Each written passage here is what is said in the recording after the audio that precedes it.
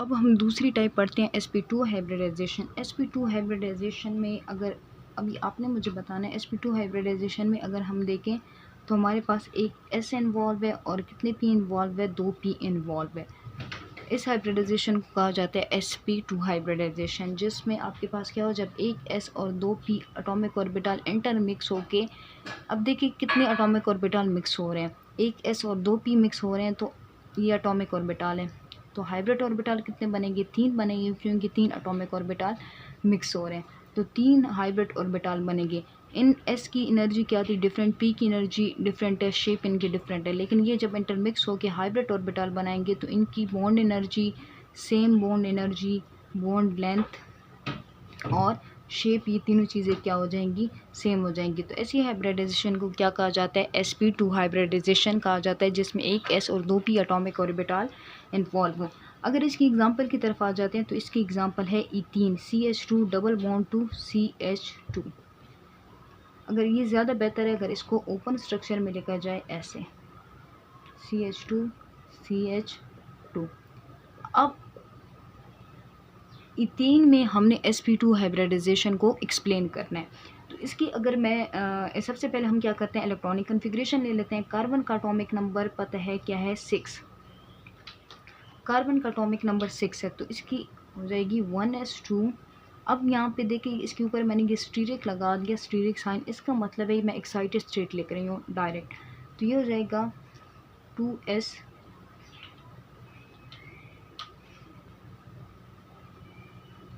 2s1 2px 2py 2pz।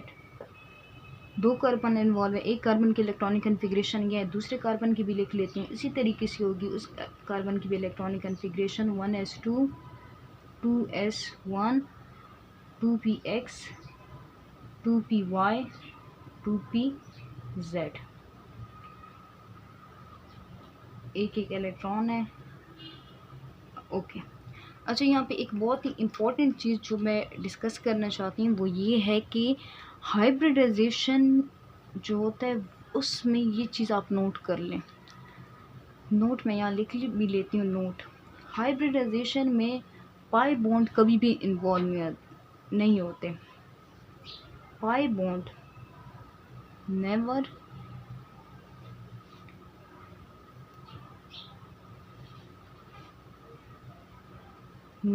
Involved in hybridization. Pi bond कभी भी hybridisation में involve नहीं होते। इसका मतलब क्या है, अब ये इथीन का स्ट्रक्चर है, इथीन में ये सिग्मा बॉन्ड है यानी सिंगल बॉन्ड, ये भी सिग्मा बॉन्ड है सिंगल बॉन्ड, ये भी सिग्मा बॉन्ड है, ये भी सिग्मा बॉन्ड है। आपने पढ़ा होगा कि जब पाई बॉन्ड होता है तो पाई बॉन्ड में एक बॉन्ड क्या होता है, सिग्मा बॉन्ड है, ये पाई बॉन्ड है यानी डबल बॉन्ड है, तो इसमें से एक बॉन्ड क्या होगा, सिग्मा, ये नीचे वाला मैं कंसिडर कर लेती हूँ सिग्मा, तो ऊपर वाला बॉन्ड क्या होगा, पाई बॉन्ड होगा। अब इसमें ये जितनी भी सिग्मा बॉन्ड है ये हाइब्रिडाइजेशन में पार्टिसिपेट करेंगे, यानी इनके एटॉमिक ऑर्बिटल इंटरमिक्स होकर हाइब्रिड ऑर्बिटल बनाएंगे, जबकि ये जो पाई बॉन्ड का ऑर्बिटल है ये बॉन्डिंग में पार्टिसिपेट नहीं करेगा। अब ये चीज़ मज़ीद आपको क्लियर होगी। अब देखें, ये इलेक्ट्रॉनिक कन्फिग्रेशन मैंने देख ली।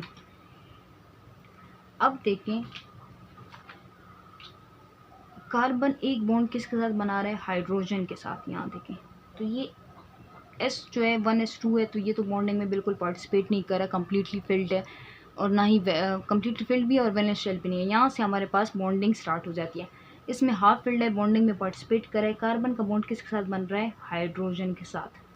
कार्बन का दूसरा बॉन्ड किसके साथ बन रहा है, हाइड्रोजन के साथ। कार्बन का तीसरा बॉन्ड किसके साथ बन रहा है, कार्बन का तीसरा बॉन्ड जो सिग्मा बॉन्ड है, पाई बॉन्ड के बाद तीसरा बॉन्ड किसके साथ बन रहा है, कार्बन के साथ, कार्बन के साथ। अच्छा, कार्बन का जो फोर्थ बॉन्ड है वो कार्बन के साथ है, लेकिन वो कौन सा बॉन्ड है, पाई। तो पाई बॉन्ड मैंने आपको कहा है कि हाइब्रिडाइजेशन में पार्टिसिपेट नहीं करता, यानी ये जो 2pz है ये हाइब्रिडाइजेशन में पार्टिसिपेट नहीं करेगा। इस कार्बन को देखें तो ये भी देखें, इस कार्बन की बात करें, ये किसके साथ बॉन्ड बना रहा है, हाइड्रोजन के साथ। दूसरा कार्बन सिग्मा बॉन्ड किसके साथ है, हाइड्रोजन के साथ। थर्ड बॉन्ड किसके साथ है, कार्बन के साथ, यानी 2p जो अगला बॉन्ड बना रहा है वो किसके साथ बना रहा है, ये मैं ऊपर लिखती हूँ ताकि हमें आसानी हो, नीचे भी लिख लेते हैं एक दफ़ा। ये किसके साथ है, कार्बन के साथ, यानी ये जो 2p है कार्बन का, ये किसके साथ बॉन्ड बना रहा है, 2py के साथ बना रहा है।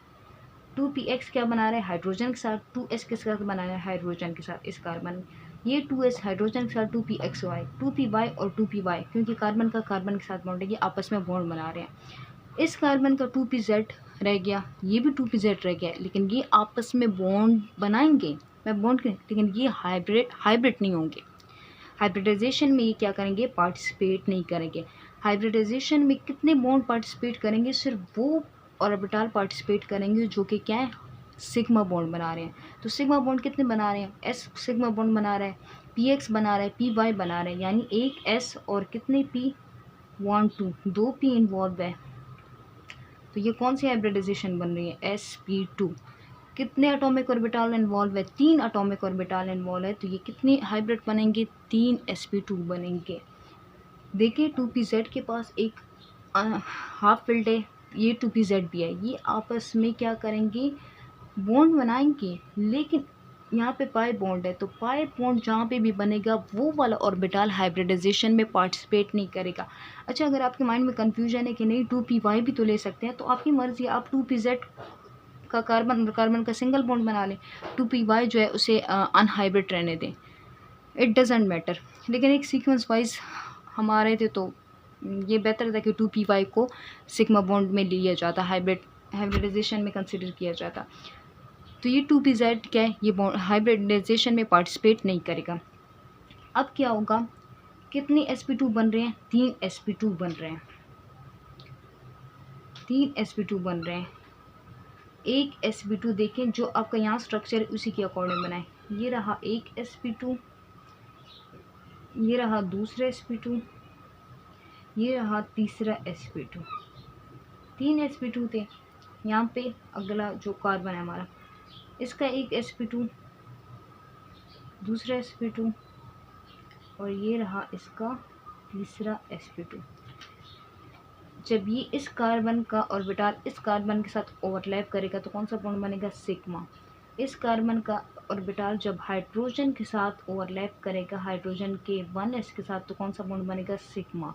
ये किसके साथ ओवरलैप कर रहा है, हाइड्रोजन के साथ। ये देखें किसके साथ ओवरलैप कर रहा है, हाइड्रोजन के साथ। ये किसके साथ ओवरलैप कर रहा है, हाइड्रोजन के साथ। तो यहाँ पे कौन सा बॉन्ड बन जाएगा, सिग्मा। ये कौन सा बॉन्ड बनेगा, sigma, sigma bond, sigma bond, sigma bond. अब ये जो डबल बॉन्ड है, तो ये डबल बॉन्ड कैसे बनेगा, तो डबल बॉन्ड, ये 2pz जो है ये हाइब्रिडाइजेशन में इसने क्या किया था, पार्टिसिपेट नहीं किया था। जब इसने हाइब्रिडाइजेशन में पार्टिसिपेट नहीं किया था तो इसी तरीके से अनहाइब्रिड फॉर्म में क्या हो जाएगा, रह जाएगा, इस तरीके से। ये अनहाइब्रिड फॉर्म में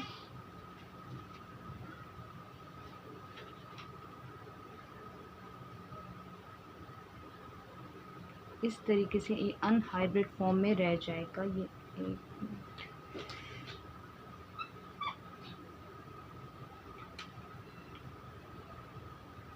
ये अनहाइब्रिड फॉर्म में ये रह जाएगा 2pz। ये वाला कौन सा है, 2pz। ये कौन सा है, 2pz। अब ये हाइब्रिडाइजेशन में इसने पार्टिसिपेट नहीं किया, तो पी शेप हमें पता है, पी कौन सी शेप होती है, डंपर शेप। तो ये इसका डंपर शेप इसी तरीके से मेंटेन रहेगा। ये पी शेप 2pz का जो डंपर शेप था वही उसी तरीके से मेंटेन रहा, ये हाइब्रिड फॉर्म में नहीं किया। तो ये 2pz उसी तरीके से अनहाइब्रिड फॉर्म में रह जाएगा। अब देखें, हमने पढ़ा था कि जब हेड टू हेड ओवरलैप कर जाए, हेड टू हेड ओवरलैप, ये सॉरी साइड वाइज ओवरलैप कर जाए, साइड वाइज, तो उस ओवरलैपिंग को क्या कहा जाता है, पाई बॉन्ड। पाई बॉन्ड कब बनता है, जब साइड वाइज ओवरलैप हो जाए। तो ये कौन सी ओवरलैपिंग है, दोनों हाइब्रिड हमारे ऑर्बिटल जो हैं वो दोनों ऐसे हैं। तो ये कौन सी ओवरलैपिंग हो रही है, साइड वाइज ओवरलैप हो रही है। तो इस ओवरलैपिंग को हम कहेंगे, इस ओवरलैपिंग की वजह से जो बॉन्ड बनेगा उसको कहा जाएगा पाई बॉन्ड। और ये कौन सी ओवरलैपिंग थी, हेड टू हेड ओवरलैप है। sp2 का हेड है और स्फेरिकल शेप का भी हेड है, तो ये कौन सी ओवरलैपिंग है, हेड टू हेड। तो इसकी वजह से जो बॉन्ड बनेगा वो कौन सा बॉन्ड बनेगा, सिग्मा। पाई बॉन्ड जब भी बनता है तो उसका जो ऑर्बिटल है वो हाइब्रिडाइजेशन में इन्वॉल्व नहीं होता।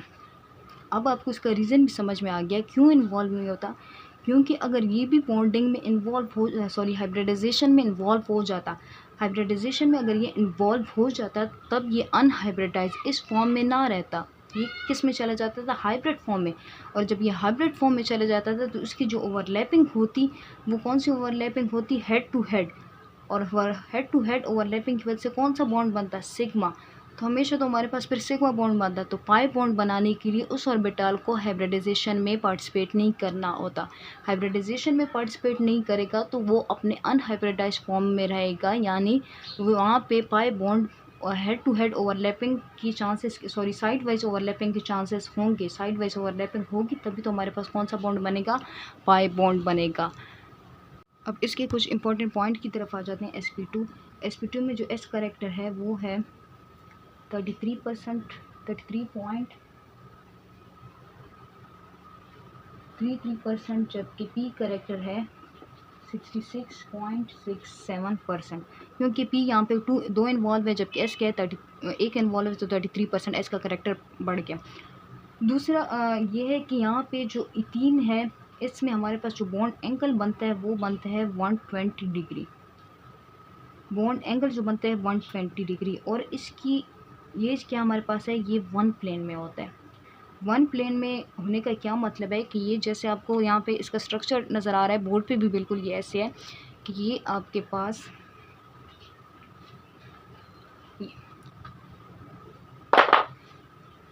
कि अगर इसको ऐसे रखूँ जी, ये बोर्ड पे जिस तरीके से मार्कर पड़े हैं बिल्कुल इसी तरीके से ये इथीन का स्ट्रक्चर होता है। यहाँ पे carbon double bond to carbon सब कुछ जो है वो एक ही प्लेन में होता है, यानी अगर इस बोर्ड को मैं एक प्लेन कंसिडर कर लूँ तो ये सारा इथीन का स्ट्रक्चर इस बोर्ड पे है। यहाँ बीच में carbon double bond to carbon, एक हाइड्रोजन, ये सारे हाइड्रोजन जो होते हैं वो एक ही प्लेन बोर्ड के ऊपर होते हैं, कोई बोर्ड के आगे या पीछे कुछ इस तरह नहीं होता जिस तरीके से हमने देखा था मीथेन में। तो इसलिए इसको कहा जाता है कि इथीन जो है वो वन प्लेन में 120 डिग्री का इसका एंगल इसलिए बन जाता है क्योंकि यहाँ पे एक अनहाइब्रिडाइज पी और ऑर्बिटल भी इन्वॉल्व हो जाता है। Thank you.